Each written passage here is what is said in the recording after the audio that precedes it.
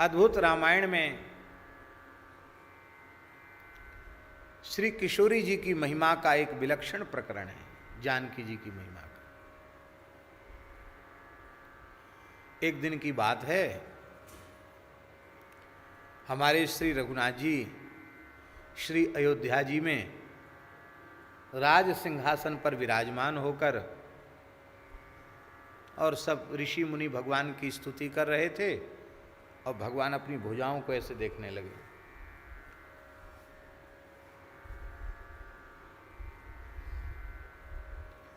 ये सब ठाकुर जी का कौतुक है, लीला है। भुजाएं देखने लगे। किशोरी जी बगल में बैठी, उन्होंने मुस्कुराते हुए धीरे से कहा, करुणा निधान, ये क्या भुजदंड दिखा रहे हो?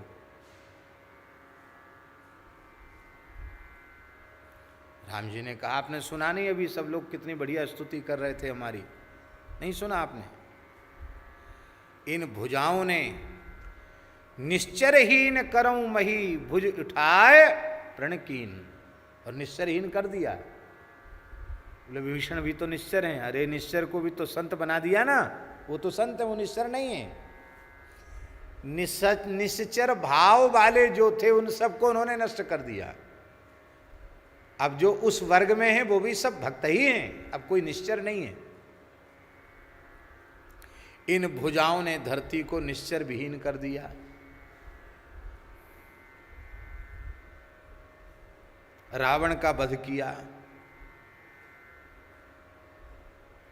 किशोरी जी ने कहा, अभी पूरी तरह ठीक हुआ नहीं, अभी तो बहुत दुष्ट जिंदा है।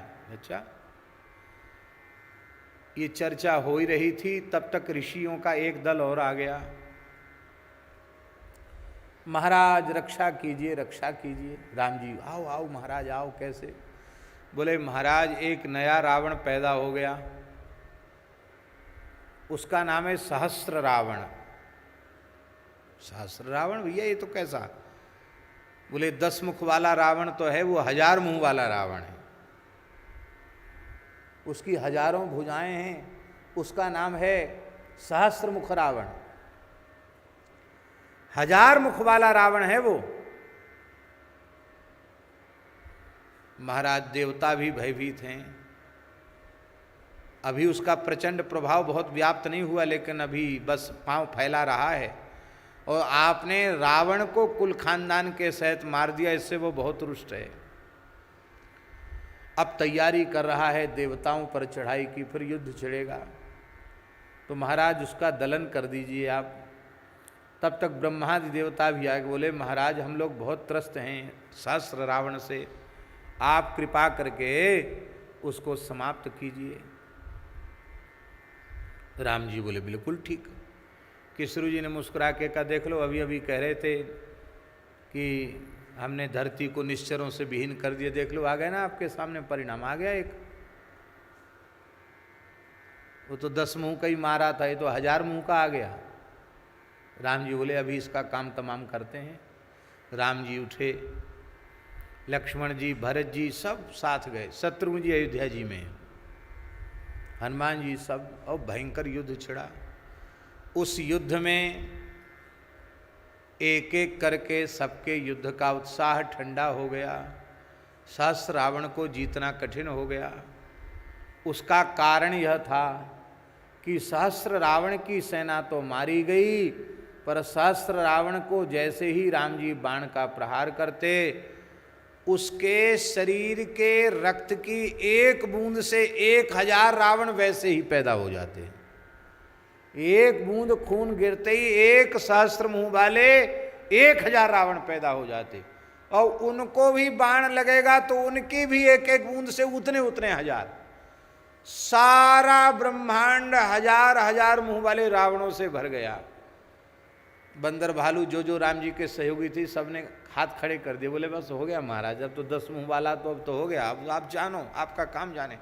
राम जी भी घबरा गए, लक्ष्मण जी भरत जी भी घबरा गए, हनुमान जी भी घबरा गए। अब क्या होगा? अब तो प्रतिष्ठा की बात आ गई। तो किशोरी जी भी पधारी थी वहां युद्ध में। तो शिविर जहाँ लगा था वहाँ किशोरी अपनी सखियों के साथ वहाँ विराज रही थी। अब राम जी कैसे जाएं पराजित होकर के शिविर में, बड़े दुखी हो गए राम जी। वशिष्ठ जी से उन्होंने कहा, गुरुदेव अब आप समाधान करो, क्योंकि इनकी कृपा दनुज रण मारे, आप कृपा करो, जुक्ति मुक्ति तो गुरु जी ही बताते हैं, आप बताओ कैसे मारें। तब वशिष्ठ जी ने कहा, हे रघुनाथ, आप और जानकी जी में भेद नहीं है, पर आप शक्तिमान हैं, आपकी शक्ति तो ये हैं, आपने वहाँ भी जो विजय की थी इनकी कृपा से की थी, शक्ति तो इन्हीं की थी। अब किशोरी जी को मनाओ, वो कृपा करके समाधान करेंगी तब सहस्र रावण मरेगा, नहीं तो मरेगा नहीं। तब वशिष्ठ जी ने राम जी को उपदेश किया है और राम जी ने श्री सीता सहस्त्र नाम के द्वारा, राम जी ही उसके ऋषि हैं, राम जी ने सीता सहस्त्र नाम के द्वारा श्री किशोरी जी की, जानकी जी की 1000 नामों से स्तुति की। जब राम जी स्तुति करने लगे श्री जानकी जी उस समय सेज पर पौड़ी हुई थी, लेटी थी, सखियां चमर और व्यजन आदि लेकर खड़ी थी और राम जी थोड़े दूर, उतनी दूर समझ लो जिसमें ज़्यादा उनको विक्षेप न हो, और वो स्तुति कर रहे थे। जैसे ही उन्हें लगा कि मेरे प्रियतम का शब्द है, किशोरी जी उठी और उठ कर के उन्होंने सखियों से पूछा, बात क्या है, युद्ध से ये आगे क्या बात है। तो धीरे से सखियों ने सारी बात बता दी। तो किशोरी जी ने ऐसे किया, जैसे ही ऐसे किया उनके केश खुल गए और खुले हुए केशों से अट्टहास करती हुई भद्रकाली प्रकट हो गई। आज्ञा करो भगवती, स्वामिनी आज्ञा करो, जाओ सहस्त्र रावण का काम सफाया करो। उसी समय वो महाराज राम जी ने कहा, राम जी से कहा कि अब आप युद्ध करो। राम जी युद्ध करने लगे। जितने सहस्त्र रावण पैदा होते वो उनका खून धरती पर गिरेगा तब ना सहस्त्र रावण पैदा होंगे। वो जितना खून गिरने से पहले ही काली जी सब जीभ से चाट जाती, एक बूंद नहीं गिरने दिया, सब खत्म है गई सहस्त्र रावण। और महाराज जितने बचे खुचे थे उनको मुंह में डाल डाल के सबको चबा के जय सिया राम। मरा तो सहस्त्र रावण राम जी के ही बाण से, लेकिन बिना किशोरी जी की कृपा के नहीं मरा। अब जो भगवती भद्रकाली प्रकट हुई थी किशोरी जी के केश पास से, केशों के हिलाने से वो प्रकट भई थी केश काली, वो जैसे ही प्रकट भई थी, अब महाराज किशोरी जी की शक्ति लेकर आई हैं, साक्षात किशोरी जी ही हैं उस रूप में। अब तो महाराज हाहाकार मच गया, दशों दिशाएं व्यथित हो गईं, आकाश से उल्कापात होने लग गया, समुद्रों का जल खोलने लग गया। अब क्या होगा, सूर्य चंद्रमा की प्रभा फीकी पड़ गई, अब तो महाराज प्रलय हो जाएगा, भगवती प्रलय कर देंगी, अब क्या होगा। अब स्तुति करें तो वो सुने कहाँ स्तुति, एकदम अट्टहास करें, ज्वाला उनके नेत्रों से मुख से प्रकट होवे। अब क्या होगा, अब क्या होगा। देवाधिदेव महादेव जी ने, शंकर जी ने कहा कि मैं प्रयास करता हूं इनको शांत करने का। तो वे दौड़ रही थी भगवती भद्रकाली, और दौड़ती हुई भद्रकाली को देख करके भगवान शिव पौड़ गए, लेट गए।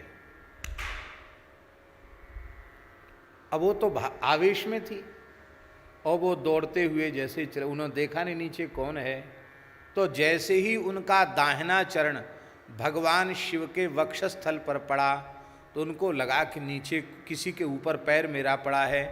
तो जैसे ही उन्होंने देखा, अरे ये तो भगवान शिव हैं, मेरे प्राण जीवन धन हैं।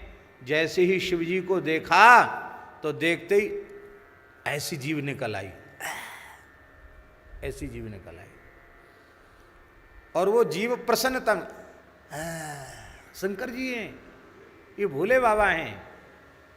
अब क्रोध ठंडा हो गया, ब्रह्मा जी ने, विष्णु भगवान ने, समस्त देवताओं ने कहा भगवती ये आपका स्वरूप बड़ा सुंदर है, और शंकर जी ने कहा आप किशोरी जी के श्रीअंग से प्रकट भई हैं, इसलिए मेरे लिए तो किशोरी जी के ही समान हैं।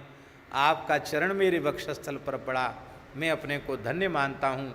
आप जिस स्थल पर चरण पड़ा है आपका मेरे वक्षस्थल पर, उसमें आप सिद्ध पीठ के रूप में विराजमान होंगे।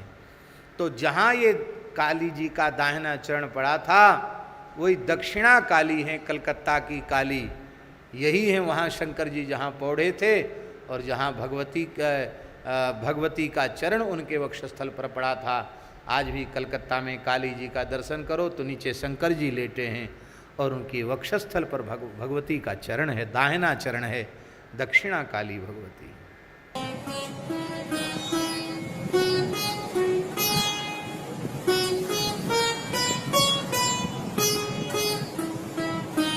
श्री सीताराम प्रतिदिन सत्संग एवं दर्शन के लिए श्री महाराज जी के ऑफिशियल चैनल को जरूर सब्सक्राइब करें।